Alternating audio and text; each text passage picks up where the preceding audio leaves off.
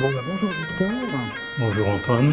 Alors, tu es commissaire du coup de cette exposition René Haussmann au Centre culturel.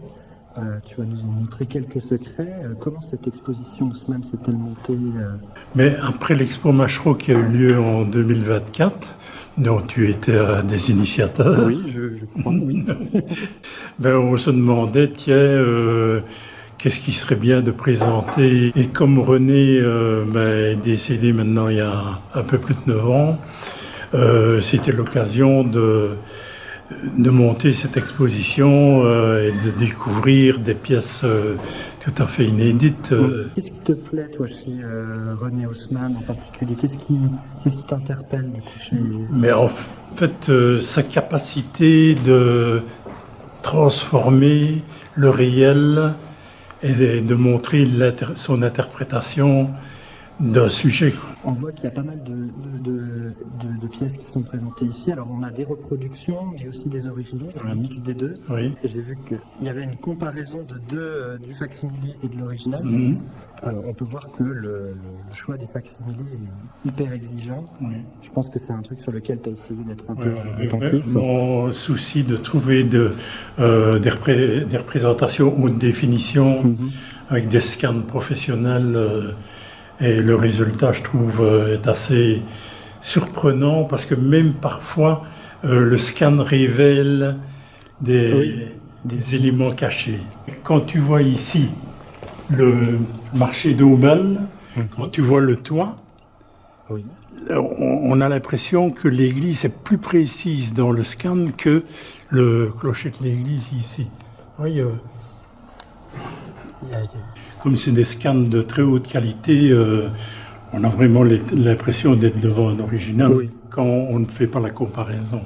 Oui, bah même en faisant la comparaison, on peut faire le jeu des 7 erreurs comme ici. Oui. Et je trouve qu'il y a un travail de la couleur aussi qui rend très bien. René Haussmann, il était très doué pour les scènes de pénombre. Là, il y a les 4 saisons qui sont là, il y en a d'autres en haut. On peut peut-être aller les voir parce qu'il y a beaucoup de jeux avec la neige, avec le ciel. Ouais.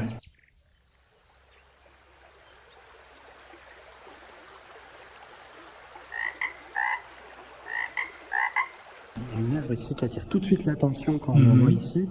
Qu'est-ce que c'est que ça, du coup? Qu'est-ce que c'est que cette peinture? Et en fait, j'avais demandé à René s'il voulait bien interpréter une case qui est une case mythique dans Astérix en Corse, qui a été tirée en grande sérigraphie. Mais je lui avais dit, mais tu mets tes personnages et, comme c'est en Corse, tu interprètes.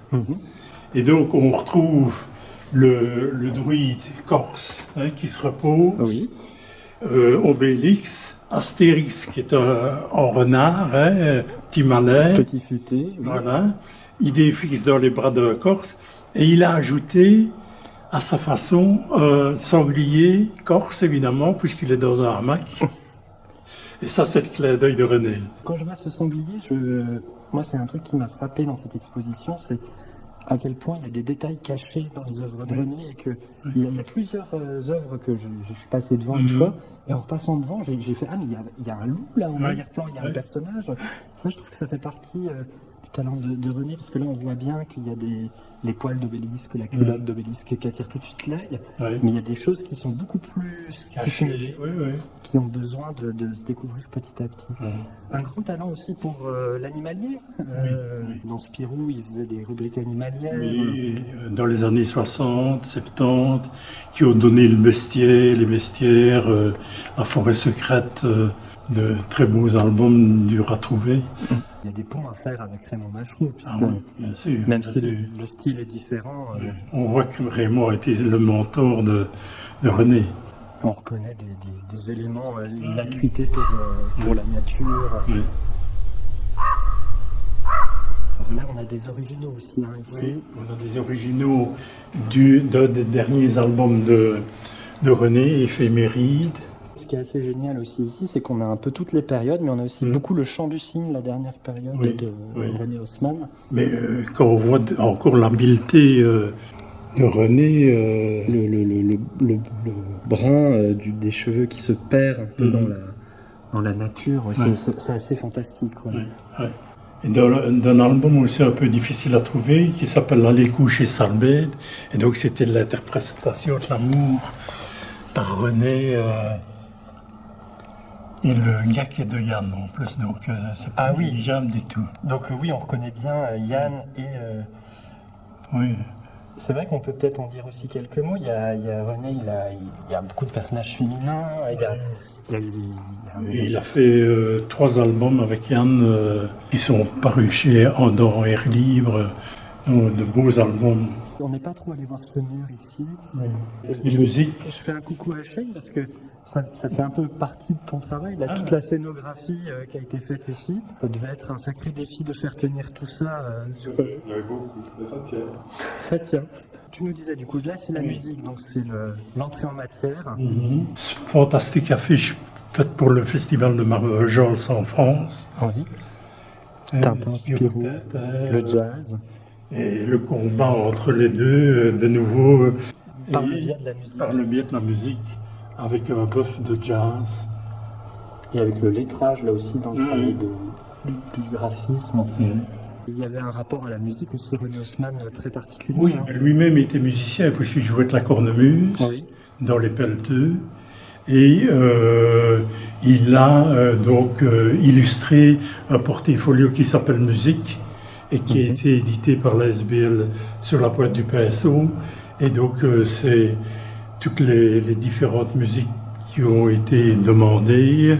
Et alors, c'est des dessins qui foisonnent. Et on en regarde un, on découvre une multitude de détails, des petits personnages qui se cachent, qui font des blagues. Je pense qu'il y en a quelques-uns dans l'exposition, des portraits, des autoportraits de René Haussmann. René, dont celui-ci de Warren.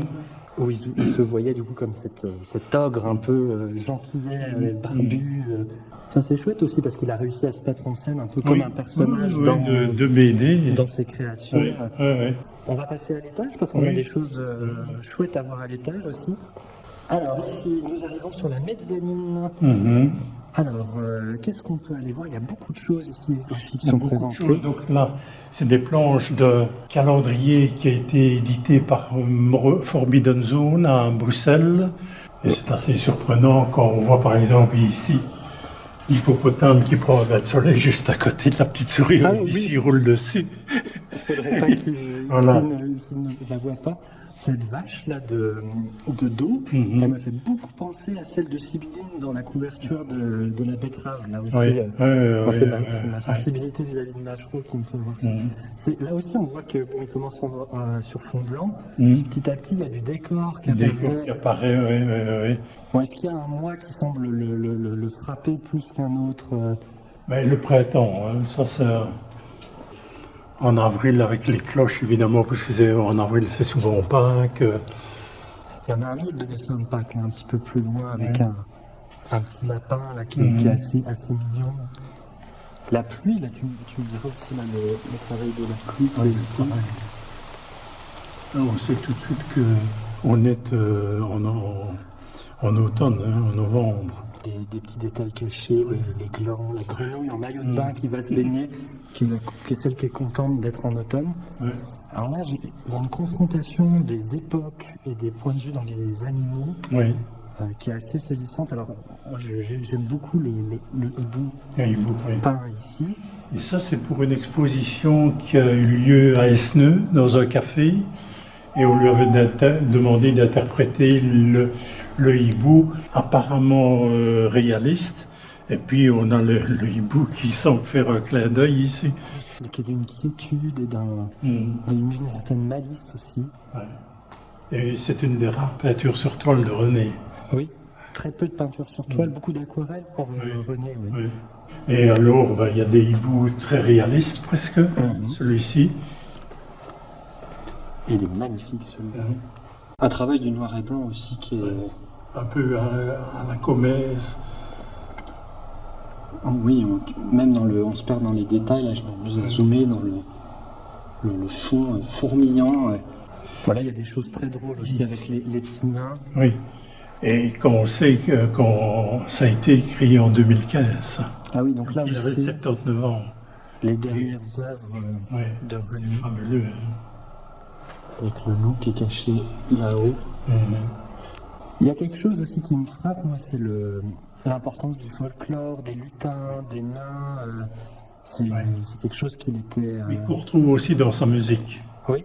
On retrouve dans sa musique, quand on voit la pochette des pelleteux qui est dans la vitrine. Bon, là, c'est émouvant aussi, ça, cette planche. L'hommage à Macheron. Ouais. L'hommage à Macheron, sans chlorophylle. En couleur directe. Couleur directe. Sur un scénario de Cornette. Jean-Luc Cornette, oui. Et de nouveau avec un lapin qui est totalement irréel, mais qui attire tout de suite la sympathie. Elle est belle cette planche avec la grande 15 derrière. Les animaux qui disparaissent dans la verdure, l'oiseau très net, puis petit à petit ils vont se perdre dans la c'est chaque fois des petits tableaux. C'est vrai qu'on pourrait les prendre individuellement, chacune des cases, elle pourrait tout à fait fonctionner comme telle. Tous les crayonnés qui ont servi pour les carrelages édités par le Festival de Boulogne-sur-Mer. Et on a les carrelages dans la vitrine. Dans la vitrine. On va aller les voir. Oui. Alors, du coup, voilà les carrelages. Oui, voilà les carrelages. Ici. Là. Il y en a 6. Ici. Et en dessous.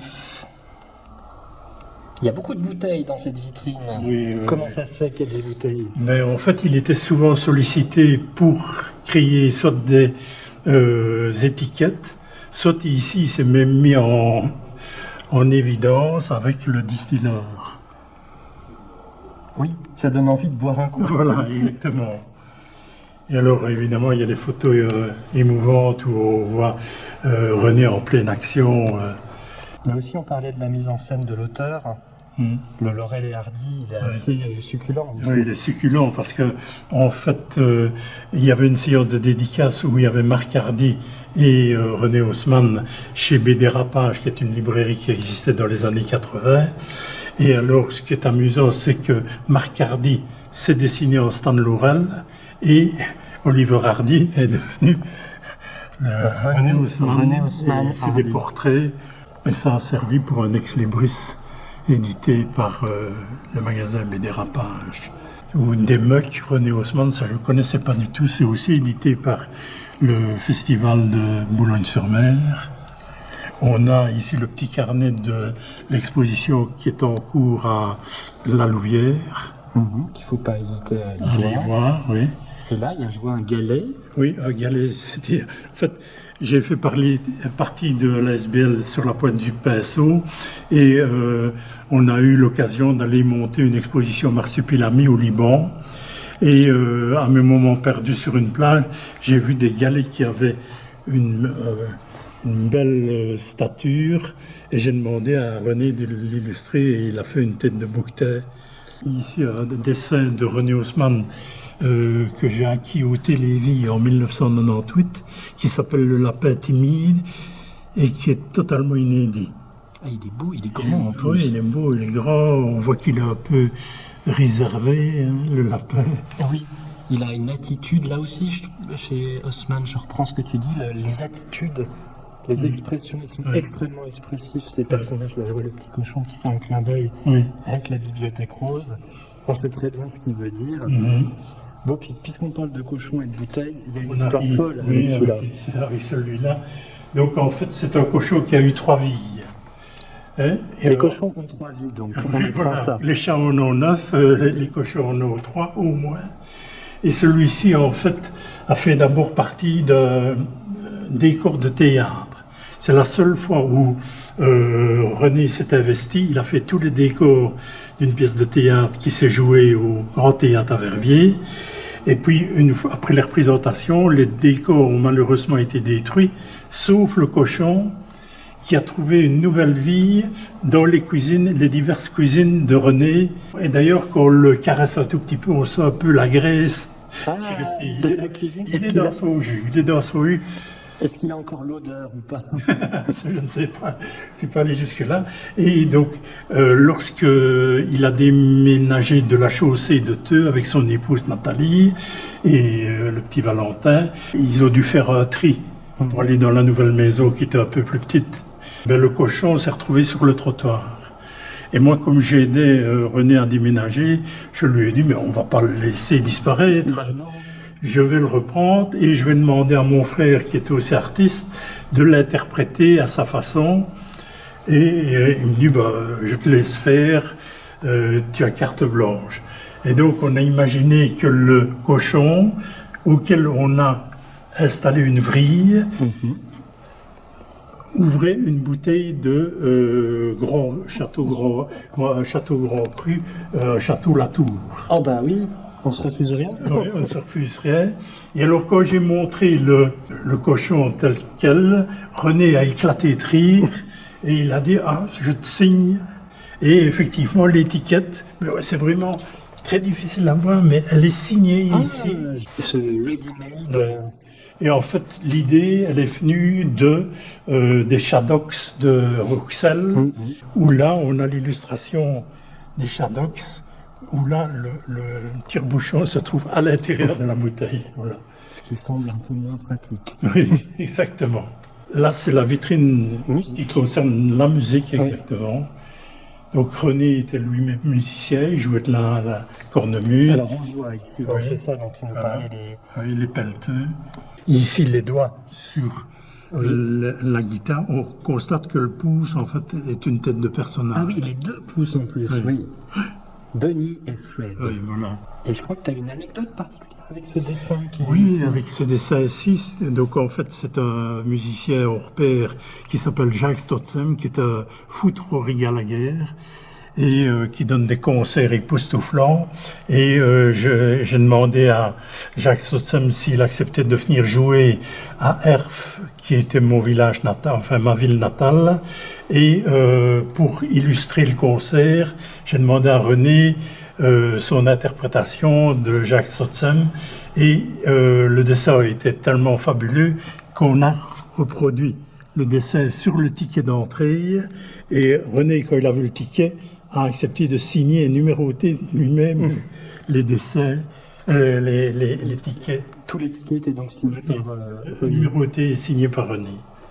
Alors ici aussi, on a une pièce assez rare. C'est une illustration de René. C'est un double CD de Muddy Waters. Et alors, René a illustré, il y a au moins une vingtaine d'illustrations à l'intérieur. Oui. Ah, pour accompagner l'ouvrage. Et donc, à l'arrière, on a l'original de la couverture et une des illustrations. Qui était dedans, ok. Voilà.